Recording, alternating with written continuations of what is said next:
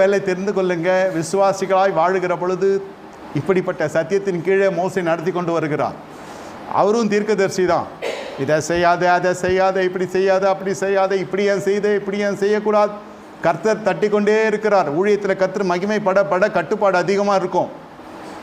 ஆசாரியனுக்கே தெரியாது, தீர்க்கதரிசிக்கே தெரியாது. திடீரென்று கர்த்தர் எழுந்தருள், இதை செய், அதை செய், அதை செய், இதை செய். இங்கிருந்து வர உத்தரவும் கட்டளைக்கும் தீர்க்கதரிசி இறங்கிடுவான்.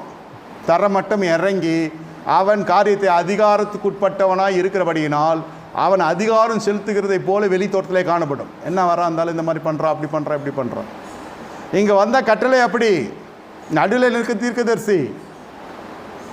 ஆனால் இதை கேட்டு பின்பற்றுகிற திரளான ஜனங்கள் உண்டு. கொஞ்சம் எகிறுகிற ஜனங்கள் உண்டு, எதிர்க்கிற ஜனங்கள் உண்டு, ஆட்சேபிக்கிற ஜனங்கள் உண்டு. அன்று முதல் இன்று வரை